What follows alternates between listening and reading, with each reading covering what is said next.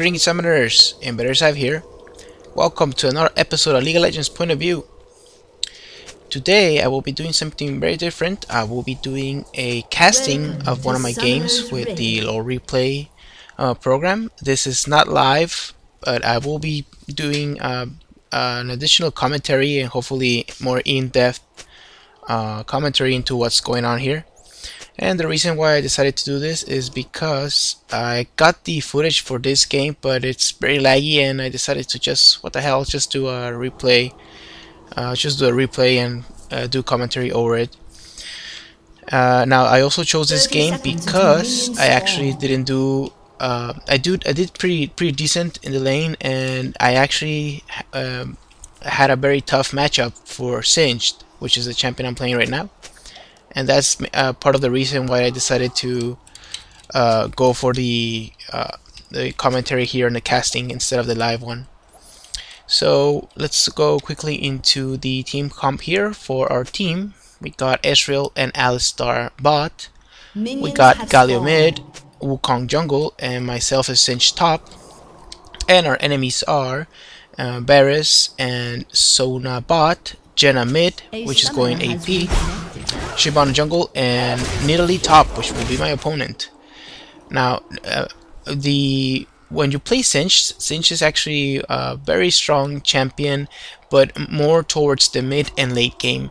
Early on, he does have a lot of trouble versus some matchups since he is a melee champion, and although he does most of his damage through AP, he does really need to be close to be able to do any type of damage. All of his abilities are pretty short range, and basically here, when we talk about Singed, his passive is one of the reasons why he can actually build very tanky and actually have a very good amount of HP. It's a very simple passive. Pretty much what it does is gives you additional health for every 10th mana you have. So right now I have 68 bonus health, as you can see there. But if you build items such as, for example, here one of the recommended items that I also like to build on him is Rod of Ages. Rod of Ages will give you HP, mana, AP, and additional to that, with your passive you gain even more HP. So it's a pretty decent passive. I mean, it's not that the greatest passive in the world, but it's what makes Singed very tanky. Now you can see there that being against a Nidalee, especially a ranged champion, you take a lot of damage in the lane. Oh, and there we go, the first engage of the game here. The Shyvana decided to gank me here, level 2 gank, and I had to burn my flash sadly there to get away from her. And I'm letting know my Wukong that she probably took his red because she came here through the tri-bush. But as you will see in a moment, that's not true. The red buff's still there. But Shyvana's coming here for another gank, and that's the reason why I'm hogging the tower here. Now, and speaking about Singed's abilities, his Q is called Poison Trail, and this is basically what makes Singed. This is your main damage ability, and it gives you sustained damage throughout a team fight or an engagement. And pretty much what it does is leaves a trail of poison behind you. You see it there activating. And this ability is very good for farming. And actually, I'm gonna die here. Yeah, I died here. I did a big mistake. I thought Wukong's gonna come through this part of the map, and I actually went in with low health. So that's the first mistake I make here. We'll see how I play after this. Now the poison, like I said, is very good for farming minion waves.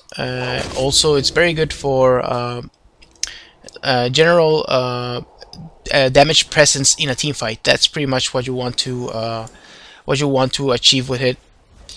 Now I'll talk about his next ability now. It's his W. This is your first crowd control effect you have. It's a slow you put down on any part of the map, close to you of course, and it slows by a very good percentage. And also when people leave the area that you place a slow on, they keep slowing them for 1 second. So it's a pretty decent crowd control effect. Now next you got your fling. Now this is another of the reasons why Singed is so awesome, and he does have a very unique crowd control effect here that is a flip. It's called Fling, and Fling actually has a very high AP ratio, so having just a little bit of AP allows you to do big damage with this ability. I usually like to get this a level 2 for if you get ganked, or even sometimes I get a level 1. I believe in this game I got a level 1 in order to escape any ganks or throw people to my tower in case I get pushed to it or something like that early on. Now let's look quickly at the farm before I keep talking about abilities. Right now I got 15 CS and Nidalee has 17, so we're pretty even though I died once. And I'm doing a little bit of harassment here. I tried to slow her, and after you slow her you can run in and try and fling her. Now the fling, what it does basically is just throws her over your shoulder, and if you have your poison activated she will fall on the poison and start taking damage. That's pretty much the combo you can do there. Now the reason why this ability is very important is your main initiation ability, because you will be the initiator for your team. That's your main role later on, being your initiator and damage sponge. You should just take the blunt force of the enemy team early on in the team fight, so your rest of the team can just clean up. Now, the other ability that allows you to do this is your ultimate. Now, your ultimate pretty much gives you enhanced stats. Once you activate it, you gain additional ability power, armor, magic resist, movement speed, health regeneration, and mana regeneration, and you also have 10% reduction on all crowd control effects.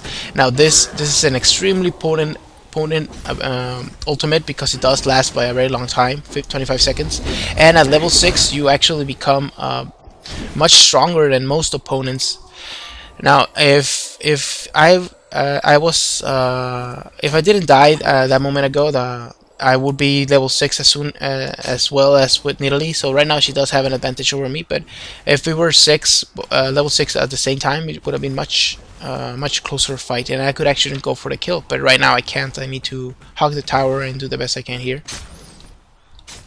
Now I haven't bought any items yet. I do got close to 100 gold here. That's actually not that good. Right now I have 20 CS and Nidalee is already at 35, so she's almost beating me by twice as much. But quickly here, the poison, like you see there, is allowing me to farm up quite a bit of minions. I got 5 minions out of that wave. And I'm gonna head back now. And since I am getting zoned out pretty bad here, I will be buying a Philosopher's Stone. Yeah, there we go. Philosopher's Stone, just to be able to withstand her harassment and just gain a little bit extra gold, because I will be having some troubles farming.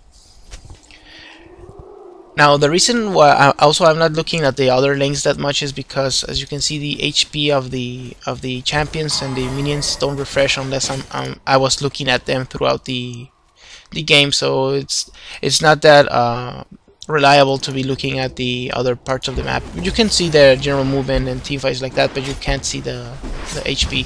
So right there, you see me use the combo there. I went through right to Nidalee and flipped her over, and the poison started ticking on her, and I believe she took a tower hit. Now the problem is now that since she is building AD, and what Nidalee usually does is she just levels up her heal and becomes a bully in the lane. Every type of harassment you do on her.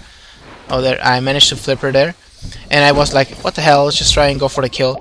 And I popped my ultimate and everything, even my ignite on her, but she just got away. That's the problem with Nidalee, especially this Nidalee that she went both ghost and flash. Now she has a great amount of escape abilities there. There's gonna be a big problem throughout the game because she will be pretty tough to kill. Now I was going to go back there, but I decided to stay because I did have my ultimate still up, my insanity potion, and that gave me a good amount of HP to stay in lane. One thing you should always be aware of, Cinch, you should not be afraid to use your ultimate to gain lane sustenance. I mean, your ultimate should be used ideally for an offensive situation where you want to go for the kill or anything like that, but you can use it to regen health in case you really need it. And right now I just decided to stay in lane and keep farming. You see, I'm gonna farm this minion wave with the poison quite easily. And right now the farm is 41 for myself and 53 for Nidalee. So I'm closing the gap slowly. I'm only 10 CS behind and 1 kill, of course. But I am considering the matchup. I think I'm doing pretty decent here. Now, one thing I like to do with Cinch, you should take an offensive stance like I'm doing right here and start putting your poison trail, anticipating the minion wave, and that way you can farm up the pretty much the full minion wave with with your poison quite easily there. I got all of the minions there from that from that lane with my poison, and now I can go back. This is a good time to head back. Oh, there's goes the Shyvana actually, and oh, I barely got away there.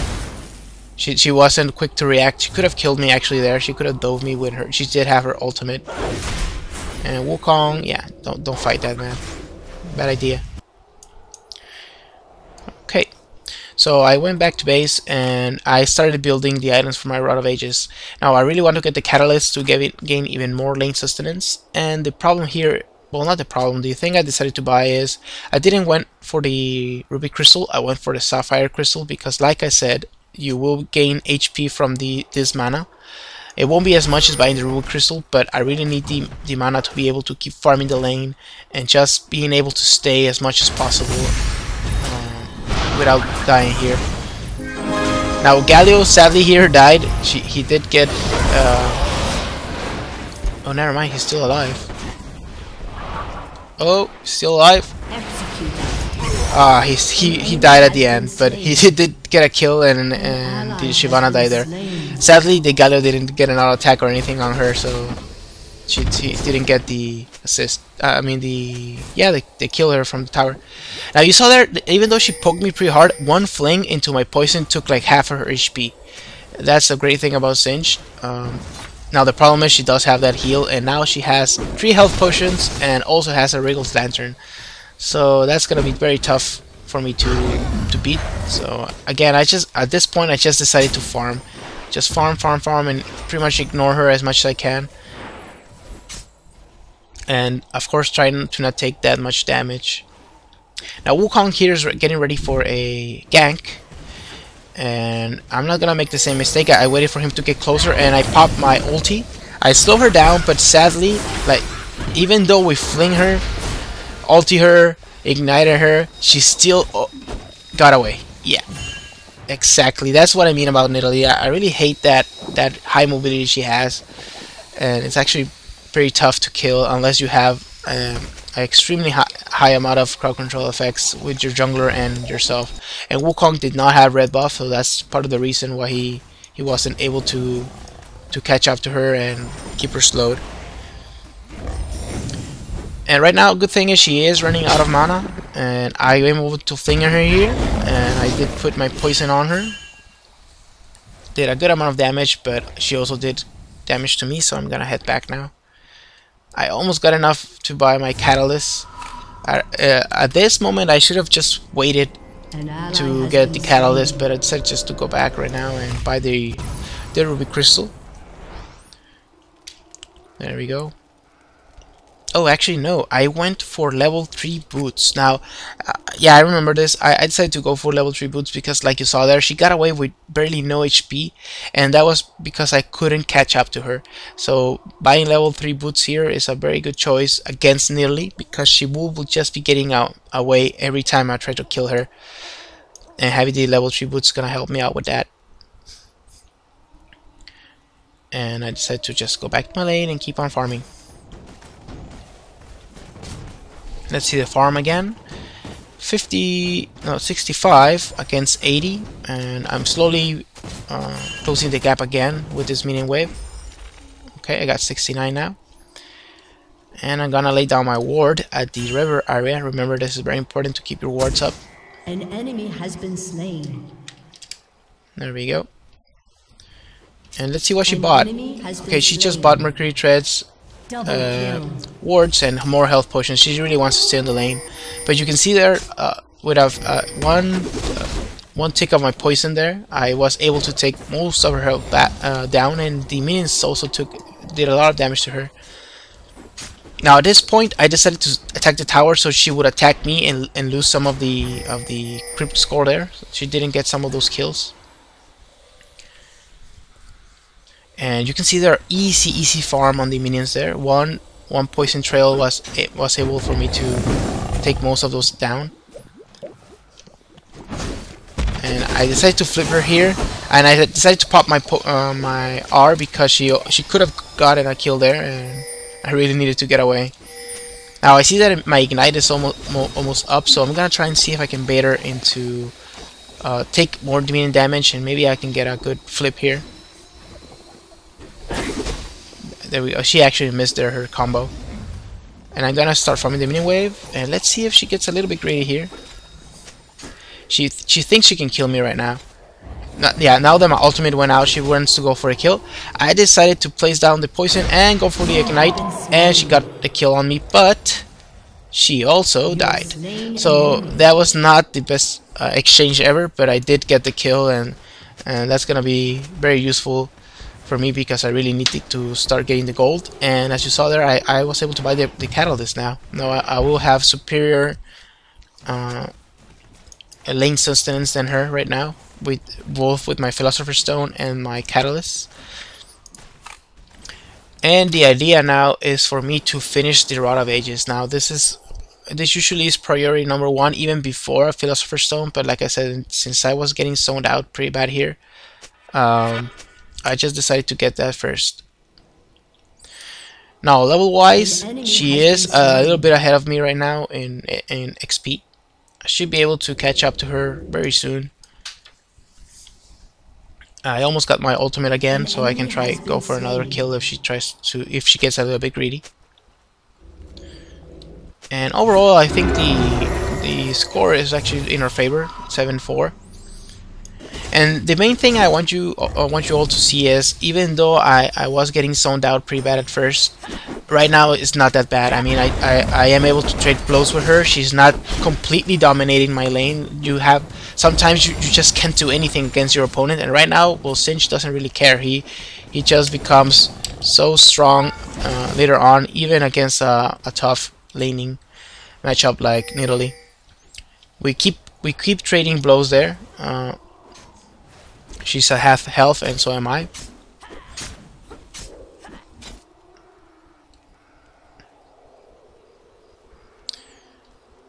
And I'm just gonna go for the farm again. Just pop your poison and go ahead.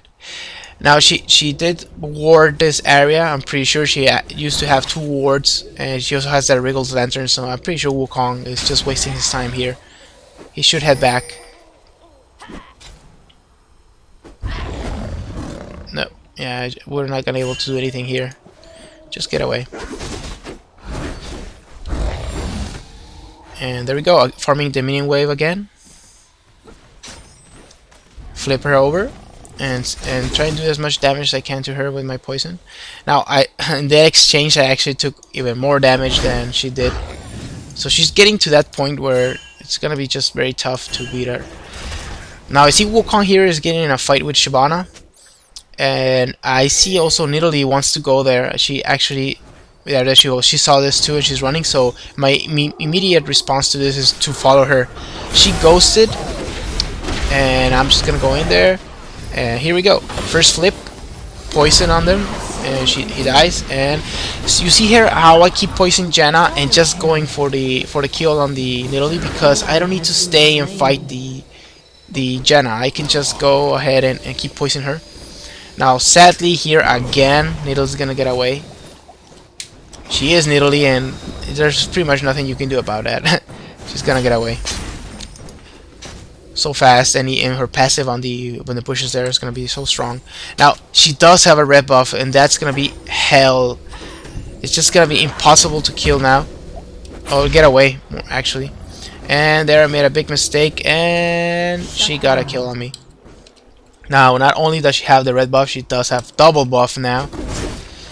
The good thing is that with those kills that I got there, I was able to buy my Rod of Ages now, so that's gonna make me very, very strong in the lane. I have a good amount of damage now because I got 120 AP, well 119 AP, and like I said, the Fling does have the 1-to-1 AP ratio, and even though your poison does not have this, it's actually pretty high ratio, because even though it's only 35 AP, 35 more damage, the poison takes for a few times, so it's actually a pretty high AP ratio as well if you add it up. Now the bot lane seems to be doing fine. Here comes a Wukong gank, but Shyvana was just there, so nothing happened.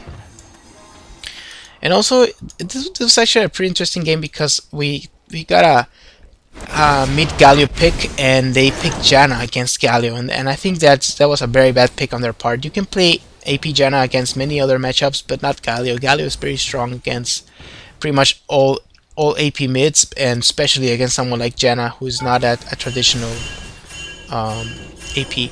So again, just farming the wave. Remember, let's see the farm here quickly. I got 119 and Nidalee has 125, and she does have 4 kills, but I got myself 3 kills, so we're pretty much even.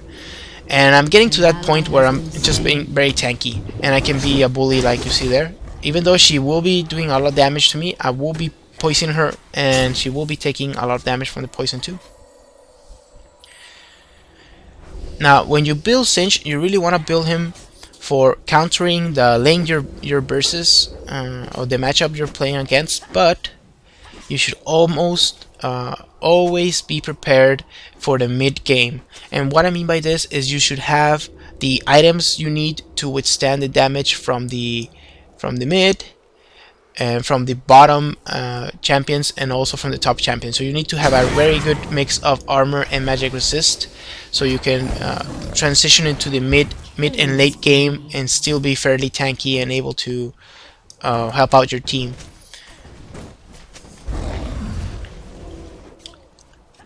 And again, like I said, Cinch will not have that much trouble farming.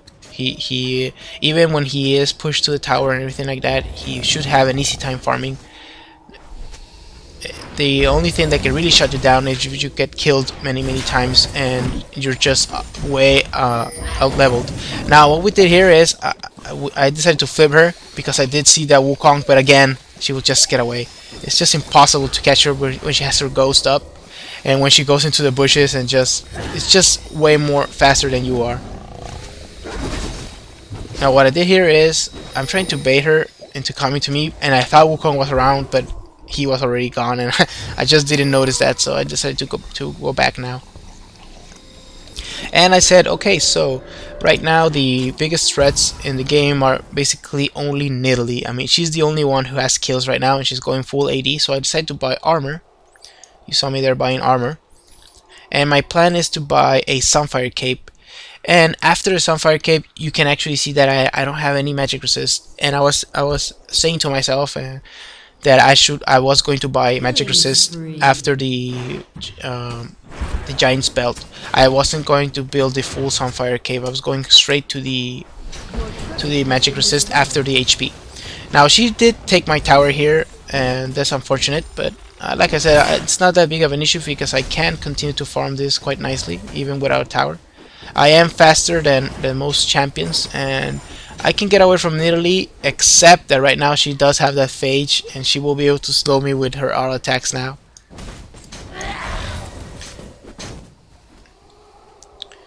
So I'm thinking to myself right now, I should try and do something else, because this lane is not going anywhere. I mean, Nidalee will just keep on farming, and I can technically do the same. I can keep on farming all the time, but it's getting to that point in the game where you're transitioning into the mid game, especially since my tower was destroyed. And after your tower is destroyed, that's when you can start roaming or look for opportunities to gank or take other type of objectives, like going for a fast dragon when they don't. When you go back to base, you can run to the dragon area and you can take it quickly before they got a chance to react. Now here I saw that Nidalee went Mia, and I noticed that our red popped, so we went straight to the right there. So she was actually trying to take it, and we interrupted her. Now again, she's gonna get away. Nothing we can do about it, but we did manage to save the red buff, and we actually have 2 people here now and a very big minion wave coming. These minions must be other minions plus myself, who is taking the whole farm here. Should be able to do some damage to the tower before Nidalee can take it all out. And here comes Wukong. I was hoping he would react this way, and here he comes.